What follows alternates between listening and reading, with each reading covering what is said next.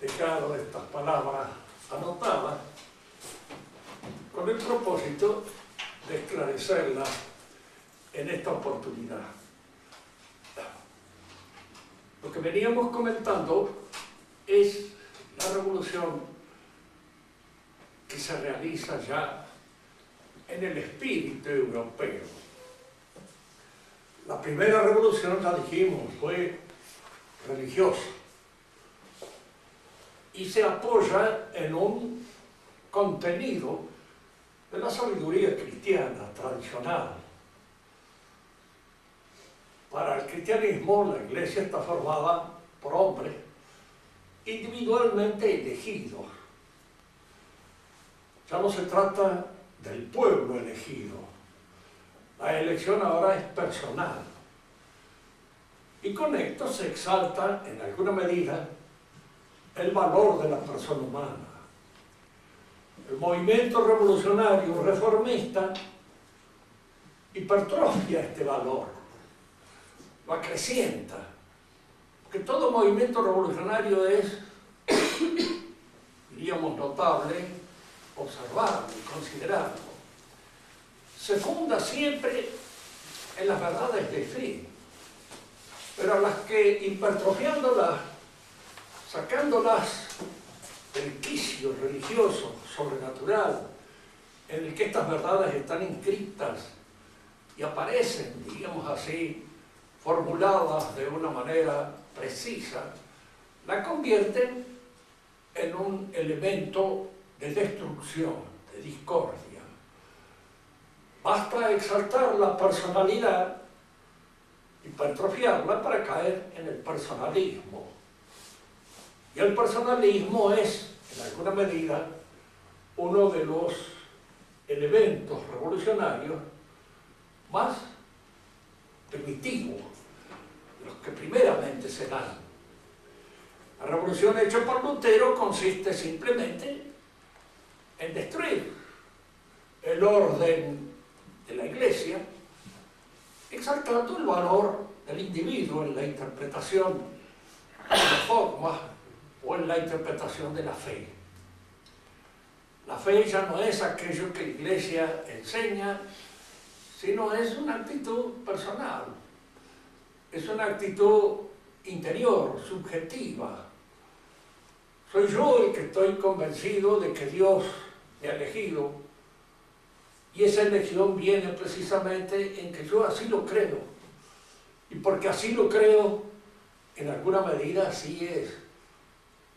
Fíjense que incluso Lutero, por ahí en algunas de las muchas cosas que dijo algo parecido a esto, que Dios es lo que está en la fe. Sin la fe no hay Dios. Él no quería negar la existencia exterior, extramental de Dios, sino quería decir que Dios se revela en la interioridad de la persona, en la conciencia del hombre. Allí se manifiesta, allí se revela. Entonces, indudablemente, si yo quiero estudiar o considerar lo que es Dios, ¿dónde debo buscarlo? Pues en la interioridad de la conciencia, porque es allí donde se manifiesta. Si ustedes observan, en la interioridad de la conciencia hay un sentimiento, indudablemente propuesto, creado, por la presencia de estos dogmas de fe a los cuales nosotros adherimos. Si adherimos a la palabra de Dios y Dios son una sola cosa. Aquello que enseña la Iglesia de la inhabitación de Dios en el alma está dado precisamente por esa adhesión a la palabra. La palabra de un hombre y el hombre que la pronuncia tienen una solución de continuidad, porque el hombre no es su palabra. Y la palabra no es el hombre puede mentir, puede decir cualquier cosa, puede engañar. Dios no engaña. La palabra de Dios es Dios. Y cuando yo la acepto por la fe, es indudablemente a Dios a quien incorporo a mi realidad. Es eso lo que la Iglesia llama dogma, la inhabitación de Dios en el hombre, a través de su palabra. Pero indudablemente la palabra de Dios es algo que viene de afuera, a la cual yo adhiero merced a la enseñanza del magisterio eclesiástico. A partir de Lutero, y siguiendo la línea protestante, la palabra de Dios se manifiesta en la hondura, surge de la inmanencia del hombre, nace en el hombre, se propone en el hombre. No es algo que le adviene al hombre desde afuera, sino es algo que está en alguna medida creada por esa fe que el hombre tiene en la palabra divina. Si ustedes piensan bien, este sentimiento que se desarrolla en mi interioridad como consecuencia de mi adhesión a la palabra divina es un afecto, es una resonancia. Los afectos son resonancias de un impacto producido por una realidad exterior. Amo a una persona, la quiero, porque la conozco. Primero la conozco y luego la quiero, porque produce esa resonancia en mi interioridad. Si yo quiero conocer a la persona que amo, no es a mi interioridad a la que voy a recurrir, porque en mi interioridad no está la persona que amo, está la resonancia, el afecto sentimental que esa persona puede producir, pero que no es esa persona. Dios puede provocar en nosotros un sentimiento, a veces muy agudo, a veces mucho menos agudo, que yo puedo creer en Dios. Y a mí me pasa eso, o sea, la sensibilidad a veces no está en correlación con la fe, porque creo, pero siento poco, y no siento mucho, de manera que el elemento afectivo en mí es débil, no es ese elemento pasional que en algunos santos, en algunos hombres se produce de una manera muy intensa. Nosotros nos encontramos con que posteriormente a esta, diríamos, revolución del cambio de la fe objetiva en la fe subjetiva, se provocan todos los movimientos intelectuales que nacen de esta situación y que van a dar paso a eso que acostumbramos a llamar el modernismo. Fíjense que nosotros estamos viviendo ya en la época postmoderna, así se la llama. De manera que el modernismo de alguna manera ya ha claudicado en el pensamiento o en la conciencia del hombre que pertenece a la posmodernidad. Vamos a señalar posteriormente cómo este cambio se produce y en qué consiste posteriormente eso que llamamos la posmodernidad. Por el momento contentémonos con entender la modernidad. Y la modernidad aparece en primer lugar por este cambio, por esta transposición del teonomismo al antroponomismo.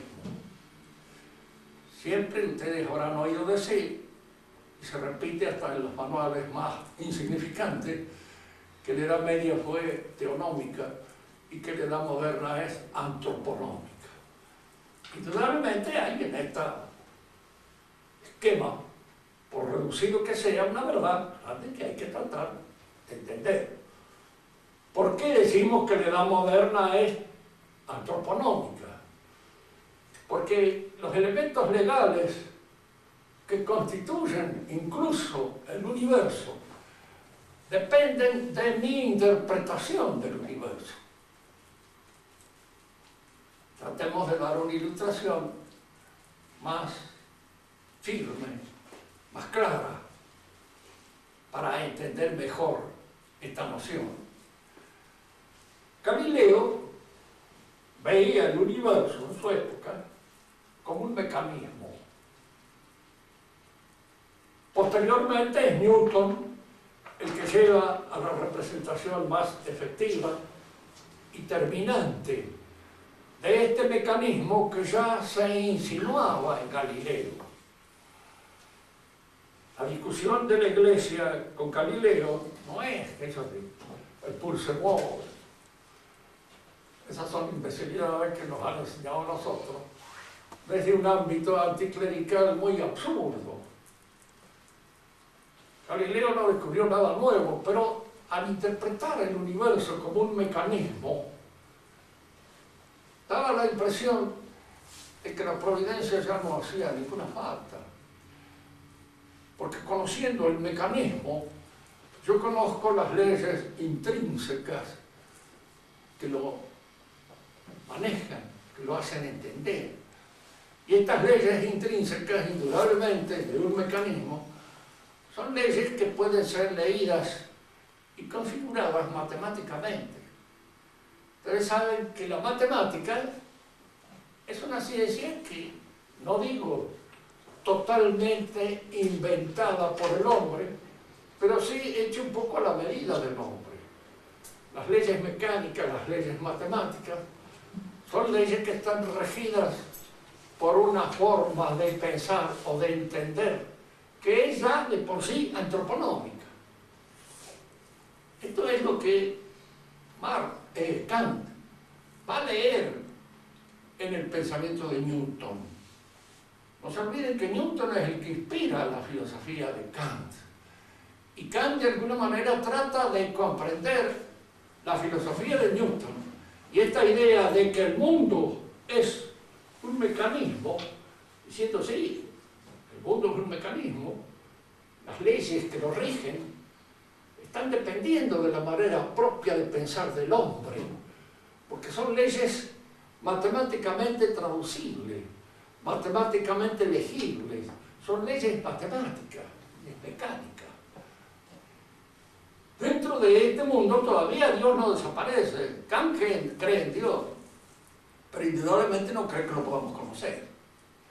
Y no cree en la posibilidad de las pruebas acerca de Dios. Dios es algo que está en nosotros, está en nuestra interioridad. Pero ese estar en nuestra interioridad es un estar sentimental. Con posterioridad a Kant va a ser otro pensador alemán el que va a sacar este pensamiento, esta idea de que a Dios lo conocemos a través del sentimiento. Y va a extraer de esta otra idea bastante curiosa, de que el sentimiento es de alguna manera una manera de conocer.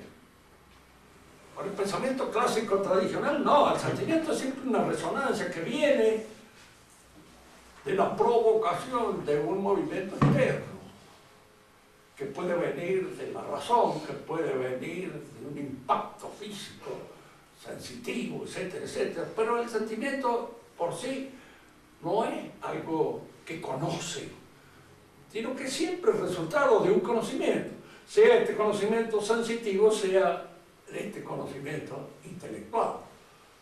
Es ahora, precisamente, y a partir de Kant, cuando el sentimiento se abre como una perspectiva cognitiva, capaz de captar una realidad. Hay quien dice, y lo van a leer alguna vez en algún libro de filosofía, que dice, los valores no son, pero valen, porque son sentidos. Para nosotros, diríamos así, formados en el pensamiento clásico, lo que no es, no es. Y no vale nada, porque es nada. Si una cosa no tiene realidad, simplemente no es. Entonces, el hecho de que aparezca como una sensación o lo que fuere, hay sensaciones vacías de contenido. Puedo estar triste sin saber por qué. Puedo estar angustiado sin saber por qué. Puedo estar de alguna manera ansioso también sin saber por qué. De manera que todos esos sentimientos en sí mismos no invocan siempre un conocimiento. pensamiento moderno surge, pues, de esta situación. Es decir, el hombre ahora es el centro del universo.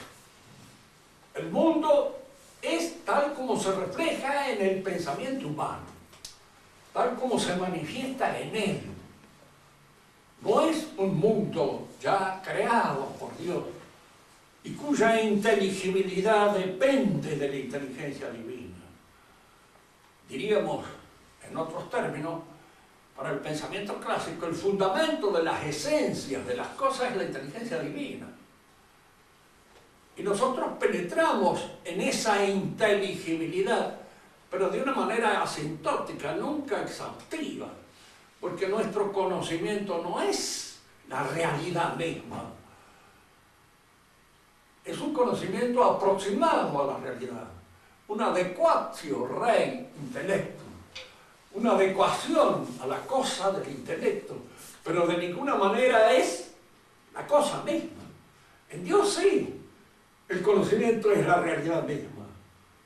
Dios nos conoce a nosotros tal como nosotros somos, pero nosotros no nos conocemos ni a nosotros mismos tal como nosotros somos. Nuestro conocimiento de nosotros mismos es siempre aproximativo. ¿Y cuántas veces nos equivocamos con respecto a nuestras capacidades, a nuestras actitudes, a nuestras condiciones? Nos equivocamos muchas veces. ¿Por qué? Porque no nos conocemos de una manera exhaustiva, ni conocemos a nadie de esa manera. Porque si lo conociéramos así, lo tendríamos en nuestro pensamiento. Sería algo propio de nuestro pensamiento. Sería como somos nosotros en el pensamiento de Dios. El pensamiento moderno entonces quiere de alguna manera hacer que la realidad se configura en nuestra mente. Y entonces el sostén inteligible de las esencias ya no es la inteligencia divina, sino la nuestra. Es la nuestra que sostiene la inteligibilidad de las cosas. Esta teoría es una teoría que tiene su explicitación acabada y completa en el pensamiento de Kant. Hay un pequeño error en esta teoría, y cuando hay un error en una teoría, porque la teoría no sirve. Basta un solo error nada más para que la teoría en sí quede vulnerada. Y este error es esto, no explica el error. ¿Cómo erramos en el conocimiento de las cosas si las cosas son tal como nosotros las vemos? ¿Por qué el error? Porque si las cosas indudablemente están sostenidas por una inteligencia trascendente a la mía, por una inteligencia que no es la mía, yo puedo errar en el conocimiento. Al leer un libro, puedo interpretarlo mal, puedo equivocarme, porque al libro no lo he hecho yo. Y a veces al mismo libro que yo haya hecho por ahí, hay veces que no lo entendemos todo bien. ¿Por qué? Porque o hemos estado oscuras o nos hemos oscurecido con el correr del tiempo. Pero hay momentos determinados en que esa misma inteligibilidad nuestra se nos diluye un poco. Lo que no se entiende en este pensamiento es precisamente el error. Y como esta teoría en sí mismo no puede dar cuenta y razón de todo lo que es, porque no da cuenta y razón de un fenómeno que se aparece, comienzan los sucesores a hacer una crítica de este pensamiento. Y en esta crítica que hacen sus sucesores es donde nosotros vemos cómo el pensamiento moderno va evolucionando. Ya hemos dicho, para acá lo único que nosotros podemos conocer son fenómenos, apariencias sensibles, que nuestros sentidos captan. Y luego nosotros podemos, al ir conformando esa realidad tal como la vemos, tal como aparece en nuestra mente, dándoles una inteligibilidad que está dependiendo de nuestro modo de conocer. No del modo de ser de las cosas, sino de mi modo de conocer. Esa silla se me aparece como un fenómeno sensible que está realizado allí, fuera de mí. Si Si yo le digo acá, mire, esto está realizado fuera de Kant, dice, sí, es cierto, dice. Así lo veo. Así lo intuye mi pensamiento. Es decir, no queda desfondado el pensamiento de él. Porque que esté fuera de mí, así se me aparece. Que esté independientemente de mi pensamiento fenomenal, no puedo saber, yo lo sé que lo conozco. Y al conocer está en mi pensamiento. Y en mi pensamiento está como si fuera una cosa independiente de mi pensamiento. Pero así está en mi pensamiento. Pretender en cierta manera a veces corregirlo a Kant, tomando su punto de partida, es uno de los errores en que han caído muchos escolásticos. ¿Por qué error? Porque no se lo puede. Si uno toma el punto de partida de él, está frito. Pasa, diríamos, como por una máquina de hacer chorizo, pasa convertido en un embutido al final de todas las cosas, porque cae en ese pensamiento. Hay una cosa indudablemente en él, que es lo que los sucesores de él van a obtener. Si yo no conozco más que fenómenos, qué sé, cosas, manifestaciones sensibles que entran por los sentidos, porque algo independiente del fenómeno no lo puedo conocer, porque lo que conozco es lo que en alguna manera se pone en contacto, en primer lugar con mi sensibilidad, y luego en la forma en cómo yo lo observo, lo veo, voy proveyéndolo de los elementos inteligibles que le dan esa forma con que se me aparece a mí. Bien. Si yo no conozco nada más que aspectos sensibles, ¿cómo conozco los juicios? ¿Qué son los juicios? Hablando sensiblemente, en fenómenos, ¿qué son los juicios? Proposiciones, palabras. Esta silla es blanca, es un juicio, que yo expreso en las palabras. Si lo que yo conozco son los fenómenos, lo que yo conozco son las palabras, no el juicio. Lo que yo capto es el discurso. Y entonces, en alguna medida, los sucesores de Kant van a exaltar ahora el valor del discurso. Toda ciencia, todo conocimiento científico es un discurso bien hecho. Fíjense que esto es cierto para la matemática. La matemática es un lenguaje.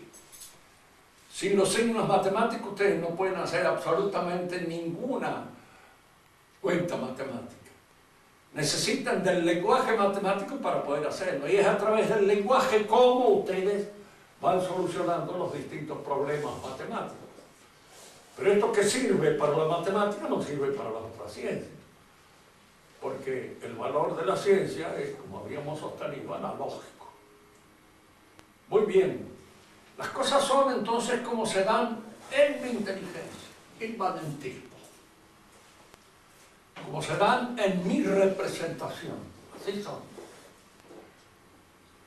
En mi representación esto se me aparece como real, se me aparece como ficticio, se me aparece como dudoso, en fin, todas esas son formas en cómo la realidad se me aparece y cómo se configura en mi interioridad, en el círculo clauso de la inmanencia, del inmanentismo. Pero aquí es donde la conciencia cambia, muda, a través de los cambios producidos en la historia. Lo que es una verdad en una época puede no serlo en otra.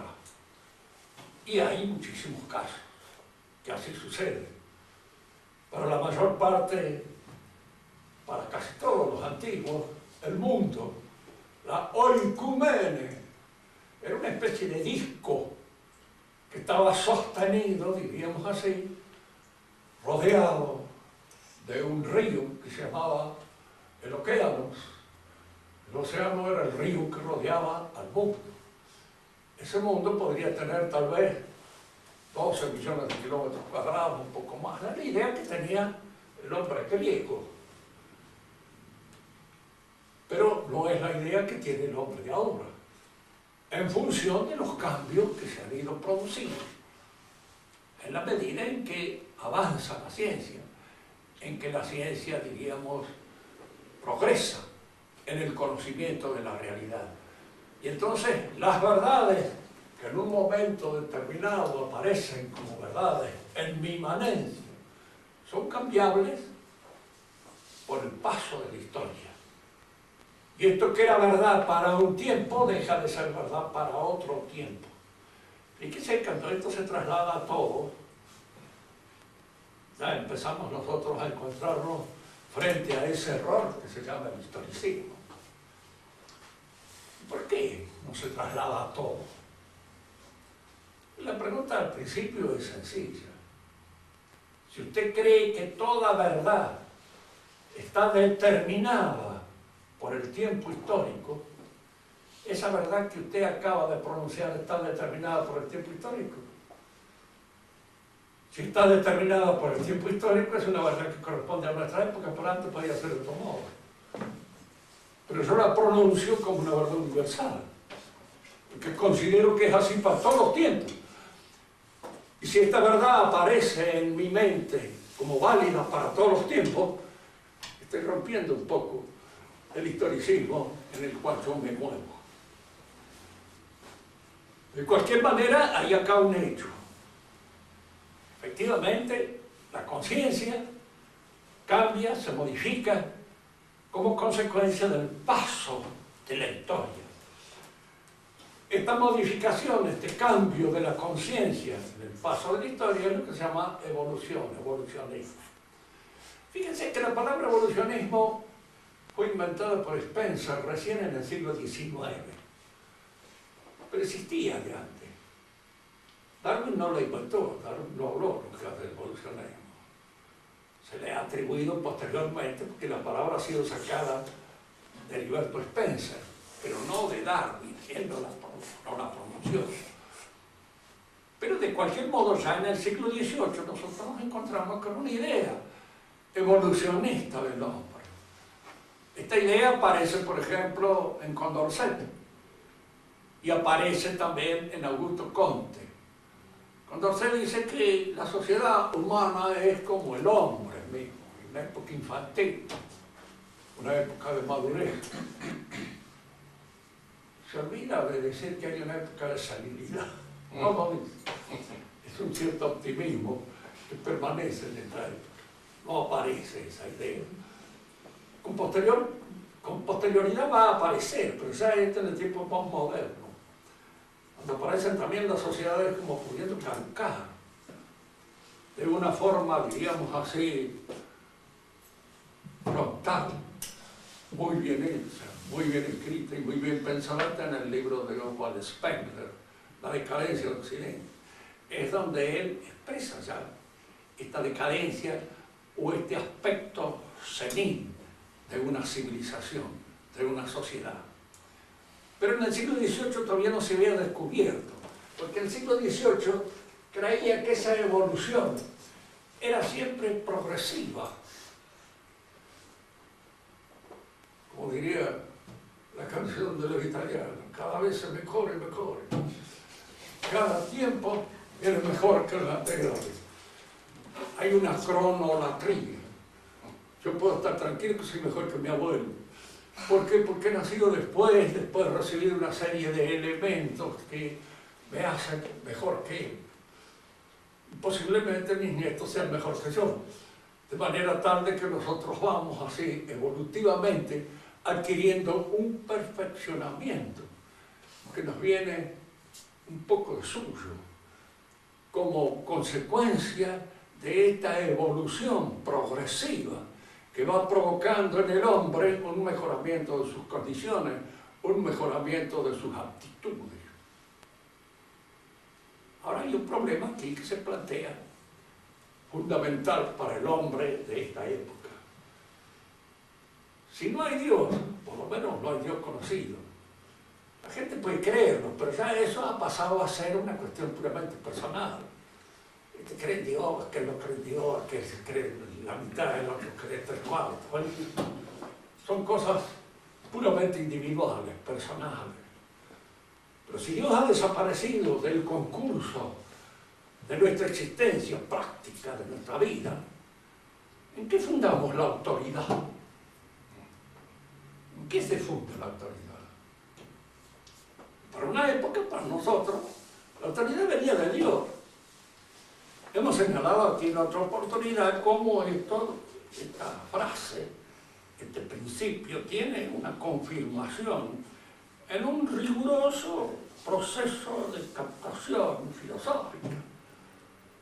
Dios es el sostén, la inteligencia que sostiene todo el universo. Es el autor.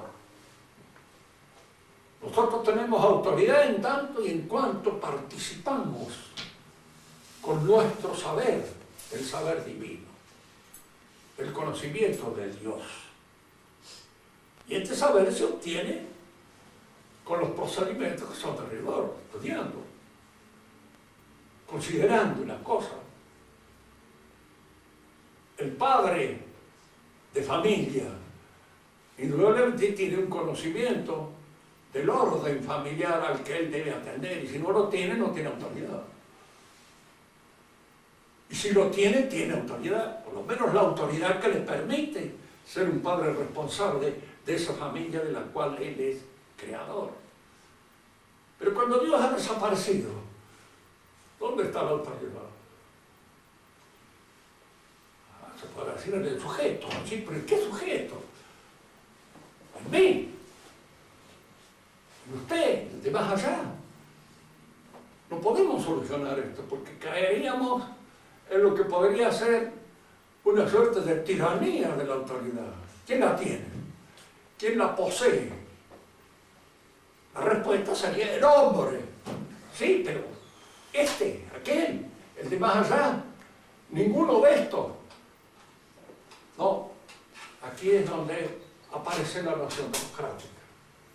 La autoridad la tiene la mayoría, la mitad más uno. De 50, generalmente hay 49 zanahorias, pero de alguna manera, diríamos nosotros, la mayoría de estos imbéciles son los que tienen en un momento determinado la autoridad. Y la autoridad ahora pasa a la muchedumbre, pasa de alguna manera a la colectividad. No la tiene este hombre personalmente ni aquel otro, pero la tiene el número. Es la forma más absurda y completamente idiota en que puede darse la autoridad. Ya vamos a ver. Porque en la época moderna se creyó en todo esto. Se creía. Y había en todo esto una especie de pasión que daba esa seguridad. En la actualidad, en la época posmoderna, no se cree más en esto. Si ustedes quieren saber lo que piensa el argentino de la autoridad en general, escúchenlo a Tinelli, ¿sabes? Y esto es lo que piensa el argentino en general. Es decir, que el gobierno es una pavada. Está llevado adelante por 3 o 4 imbéciles que nos arrastran a todos los demás. Y uno dirá, pero sigue creciendo la democracia. Sí, creo en la democracia. ¿Por qué? Porque es el gobierno que me permite hacer a mí lo que se me da la real gana. Y cada uno de nosotros es en ese sentido un ser absolutamente libre, despojado de toda verdad superior y que puede hacer lo que quiera.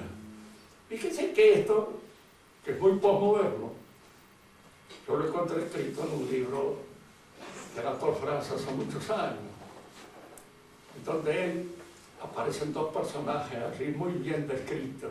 En ese libro que se llama El Olmo del Paseo, el mejor de los que tienen Anatole France, los demás no son recomendables. Pero ese sí, porque está muy bien hecho. Él pone a un católico aspirante a obispo, pero aspirante por la gente tradicionalista y legitimista, que es la que lo sustenta. Pero tiene que pasar por las horcas caudinas del gobierno. Y el gobierno es masón y democrático. De manera que jamás va a ser elegido esto porque es muy inteligente. Nunca en su vida lo van a elegir. Van a elegir al obispo más imbécil, al más desastrado de todos los que se encuentran en el lugar, para que sea obispo y no haga ningún daño a la masonería y en cierto modo a la gente que democráticamente lo sostiene.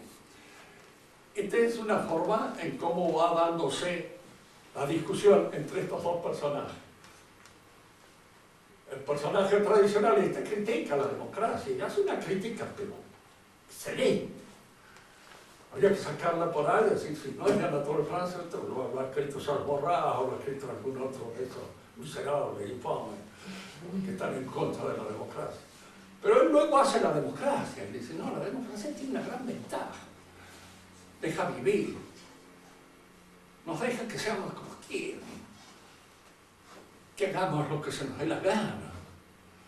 Libertad a todo trapo, libertad de decir lo que quieramos, cualquier estupidez, libertad de asociarnos con quienes quieran. Fíjense que las asociaciones de hoy son, qué sé yo, desde los gays que se asocian y que les es reconocida la asociación, las lesbianas que se asocian. He visto hace poco que hay una especie de asociación de lesbianas judías, nada más. No dejan entrar a todos.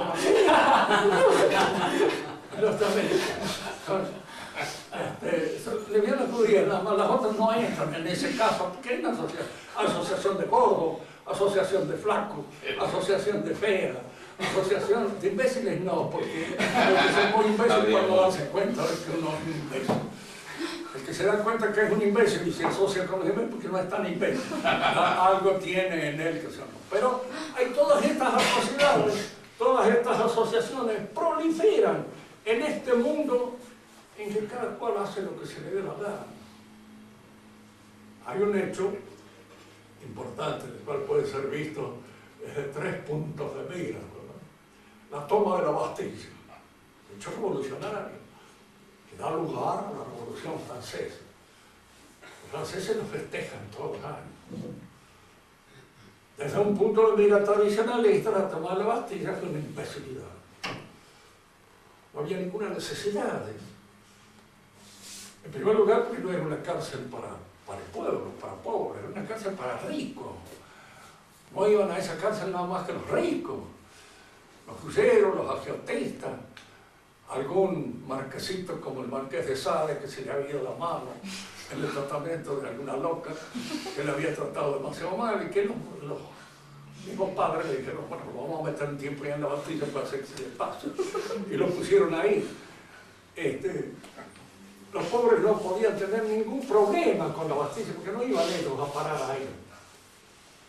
La Bastilla fue tomada, no había casi nadie de presos, había unos cuantos, diríamos, guardias que estaban cuidando eso, porque recibían una dádiva del gobierno por servicios prestados en la guerra y que los mutilados de guerra.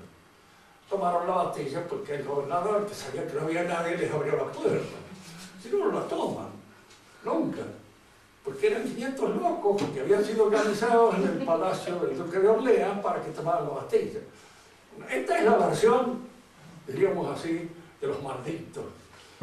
La versión en la cual yo puedo estar inscrito como buen maldito para estar. La versión revolucionaria hay que leerla en Michelet, de sacar platea. Nunca he visto una cosa más imbécil. Pero Michelet no era ningún imbécil. Y era un tipo inteligente y que escribía muy bien, pero creía en esas cosas. Ese día, dice, el pueblo se levantó con una idea escrita en la cabeza: tomaremos la Bastilla, y con la caída de la Bastilla habrá caído el símbolo del despotismo, de la tiranía, etcétera, etcétera. Todos los pueblos podrán pensar desde hoy en adelante que podrán ser libres, etcétera. Se la toma la Bastilla. Ahora, si usted le pregunta a un francés de esta época, postmoderno, y le dice, pero si la Bastilla no había nadie, pero no importa, que no importa. O lo hubieron preso, tu interés. Un día de farra. Desde el 14 de junio están todas las muchachas en la calle, las locas y las no locas, pero están bailando en la calle y uno se divierte de una manera. Así que no me venga a mí en contra de la Bastilla, dice, ni me venga a hablar en contra del 14 de junio, porque usted es un pobre atrasado y un pobre infeliz, además que no va a los bailes. ¿Usted qué le dice? Porque esta es la versión posmoderna. ¿Están de acuerdo en que es una pavada? ¿Están de acuerdo en que es una soncería? Pero es para reírse. ¿Quién va a tomar en serio hoy a alguien? ¿Quién toma en serio a un presidente de la nación? Y es el cómico número uno que intentó pagar. Y fíjense, no solamente acá, en todas partes, lo mismo. Se ríen de todas las cosas que hace el gobierno. ¿Y por quién vota la gente? En Francia una vez habían propuesto como presidente de la nación a Coluche, un payaso que había en Francia. Es como si nosotros propusiéramos a Maradona. Y no se van a creer, si lo proponemos va a haber mucha gente y tal vez tenga mucha más gente que de la Rúa o cualquiera otro de ellos que le voten en un momento determinado. Y sería el colmo. Yo recuerdo siempre aquí un grupo de muchachos que había en Buenos Aires que estaban en la época de Isabelita.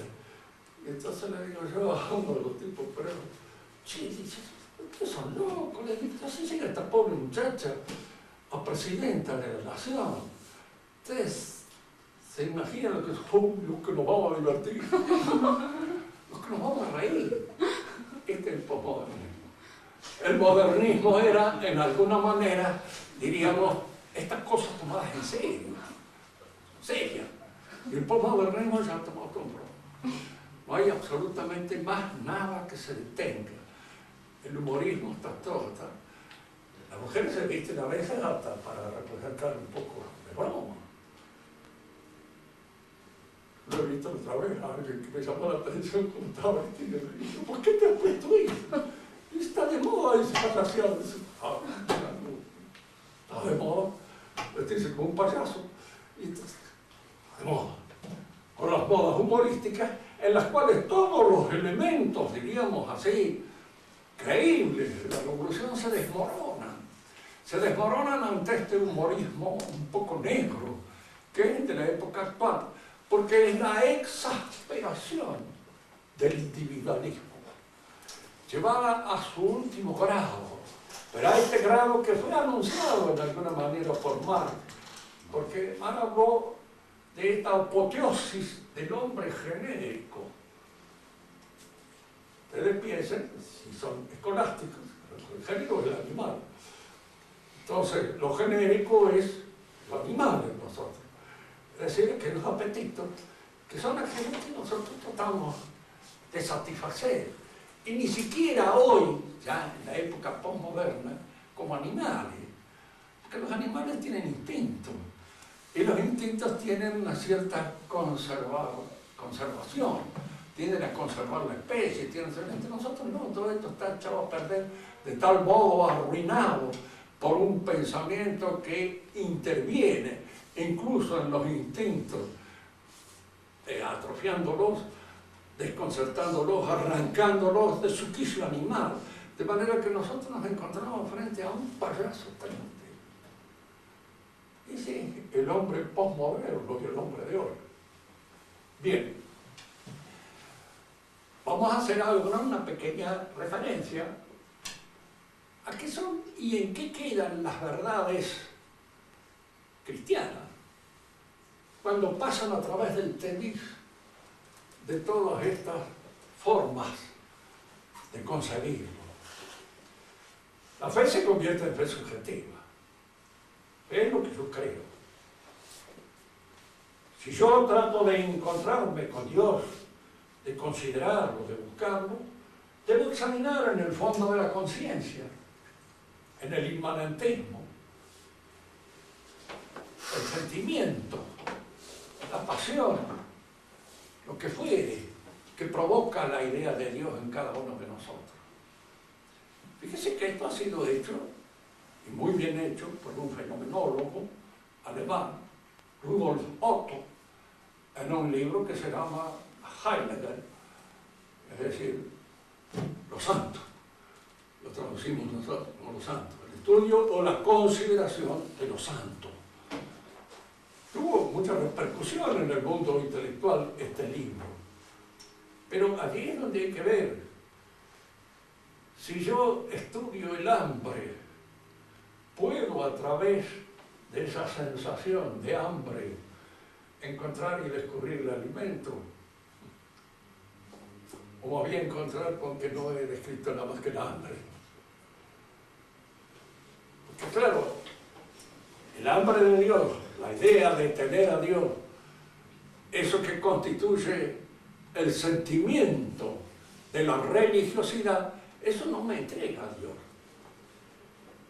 Y fíjense que en alguna medida esto se ha deslizado ya a la enseñanza de los papas, de los más modernos, el último que tenemos. Habla siempre en un tono tan ambiguo que no puede entenderlo de cualquier manera. Como me decía un profesor español, dice, no, pero hay que entenderlo bien, sí, como usted lo entiende. Claro. Si no lo entiende usted, explíquelo usted. Y entonces después díganos que no es la Papa que tenemos que leerlo, es a usted. Porque usted es el que lo ha explicado bien. El Papa no lo ha explicado bien y entonces no lo podemos entender bien, podemos entenderlo mal.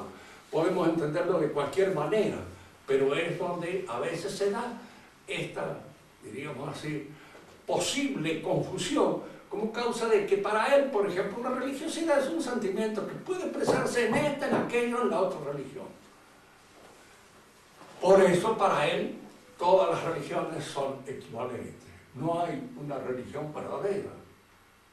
No lo dice así con estas textuales palabras. Si lo dijera así, caería en una herejía formal. No lo dice, pero lo da a entender.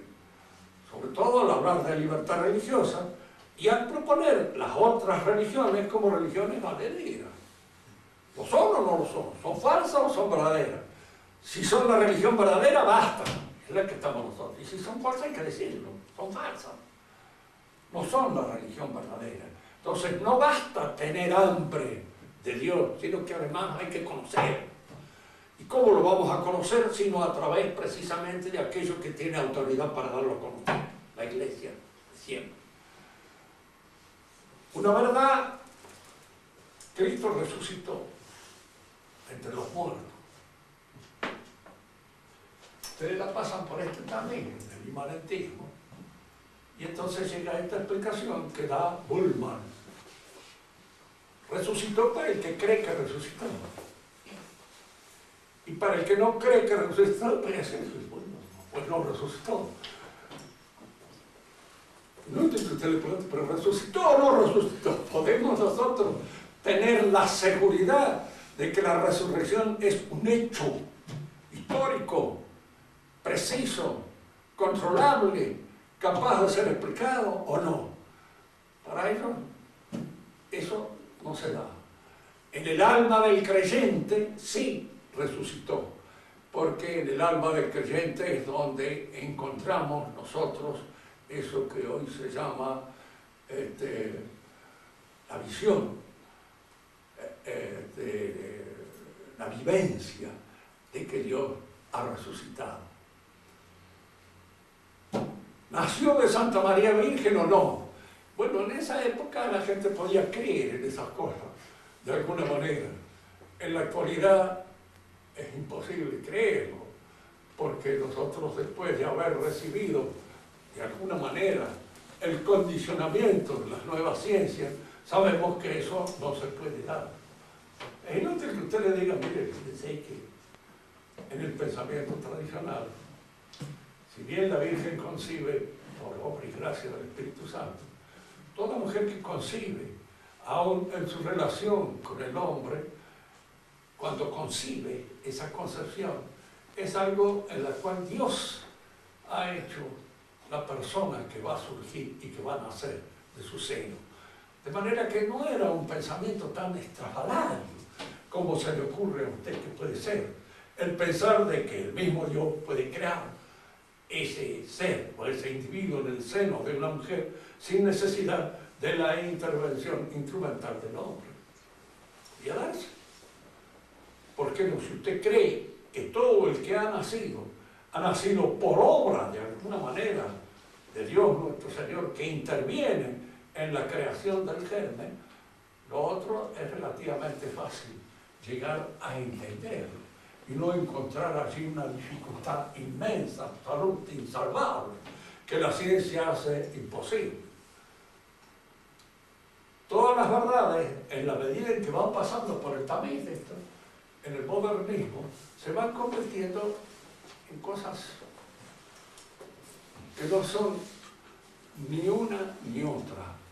es decir, en cosas confusas, en cosas, diríamos así, deleznables, como consecuencia de la influencia de este pensamiento moderno dentro de la Iglesia, que será ahora precisamente. Bien, para dejar una situación nueva puesta para la clase que viene. Hemos visto nosotros el primer paso de la revolución, este cambio que se produce como consecuencia de una exaltación de la personalidad. Pero la revolución también entra de maneras muchas veces distintas en los distintos pueblos en los cuales la revolución va entrando, va penetrando. La reforma protestante se produce en países del norte, especialmente en Alemania del norte, en donde más cunde esta reforma, pero también entra en Francia. Y en Francia provoca, de alguna medida, una gran guerra religiosa que duró casi todo el siglo XVI. No son tonteras. Hay allí un medio paisano mío, porque yo soy medio viernes, por algún lado, que se llamaba Blas de Montluc. Él dice que desde París al Bear no había un árbol donde él no hubiera colgado un protestante. Entonces, había trabajado con mucha dedicación y con mucho gusto en el trabajo ese de la ocasión de los protestantes. Pero en Francia, fíjense que aquí es donde se produce una cosa que es extraña, porque va a dar nacimiento posteriormente a la consecución de la revolución. En Francia se llega a un acuerdo entre protestantes y católicos. Este acuerdo se basa sobre la unificación de la monarquía francesa. Es el poder político ahora el que establece el acuerdo. No es un acuerdo religioso, es un acuerdo político el que se produce en Francia. Indudablemente esto va a provocar en los franceses esta exaltación del sentimiento nacional que tanto daño le hizo a Francia y que tanto daño hizo a la cristiandad en general, como consecuencia de esta exaltación de su nacionalismo. En Francia es el nacionalismo francés el que de alguna manera, diríamos, atempera los efectos de la revolución protestante y al mismo tiempo salva un cierto orden en esta sociedad que en Francia alcanza su punto culminante con el gobierno de Luis XIV. Bien. Pero es en Francia donde posteriormente estalla la revolución. España queda un poco al margen de este proceso, como consecuencia que se defiende mucho mejor de la invasión de la reforma, rechaza y acrecienta, digamos así, sus sentimientos cristianos, en función de las cuales no hay que creer con esto a veces, porque nosotros resaltamos muchas veces el valor de España y nos olvidamos de que España es un país que ha sido el resultado de 3 religiones universales que se dieron así. Hubo muchos judíos, muchísimos, y que incluso intervinieron a veces hasta en la nobleza española. Alfonso, el esposo de Isabel, tenía sangre de judío. A Isabel la quisieron casar en alguna oportunidad con un judío, muy importante que existía en aquella época. En fin, no se logró esto. Y después estaban los musulmanes, que también tuvieron gran influencia. El catolicismo triunfó, pero triunfó sobre estos elementos que quedaron, en alguna manera, diríamos, en función de una protesta. Quedaron a regañadientes. Aceptaron el catolicismo, pero lo aceptaron con rabia. Se les impuso. Y siempre que hay alguna revuelta o un movimiento, como pudo ser el de la guerra civil última, en la cual, en fin, nosotros lo hemos visto casi yo tenía ya 20 años cuando estalló esa guerra civil, de manera tal de que he oído todo lo que había que oír. Pero esa guerra civil descubrió, puso en movimiento pasiones anticlericales que en otro país no hubieran tenido esa fuerza, esa pasión y esa violencia que tuvieron en España. Si ustedes quieren hacer alguna pregunta sobre lo que hemos dicho, estamos a ver, Fernanda. Te veo con cara de hacer las preguntas. No, renuncia a las preguntas. Muy bien. Voy a hacer cualquier una observación, señor. La chilitrina. Una observación. Una pregunta, Corbalán. Sí, hay que hacerla. Si no está de más. Bueno. ¿Cuál es la pregunta? Sí, hay que hacerla, si no está de más. Bueno, hacela si quieres, no te compliques. Hacela o no la hagas. ¿Qué dices? Cuando vos hablas de posmodernidad, ¿está bien hablar de posmodernidad o realmente la posmodernidad era la etapa, es la última etapa de la modernidad?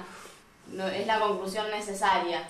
O sea, si nosotros hablamos de posmodernidad, pareciera como realmente una etapa distinta, un momento distinto donde habría que, en parte, recuperar lo perdido, que vendrían a ser los ideales de la modernidad, y de esa forma, entonces, volvés a reivindicar la modernidad. En cambio, si vos no hablas de posmodernidad y hablas de una parte más de la modernidad, ¿no es más correcto? No, lo que pasa es esto, muchas veces estos principios espirituales que se viven se gastan. Sucede esto, toda la revolución prometió un cambio en el cual la vida del hombre iba a ser prácticamente jauja. Íbamos a ser todos iguales, hermanitos y libres, todos. Y resulta que, claro, después de cada revolución no se produce nada.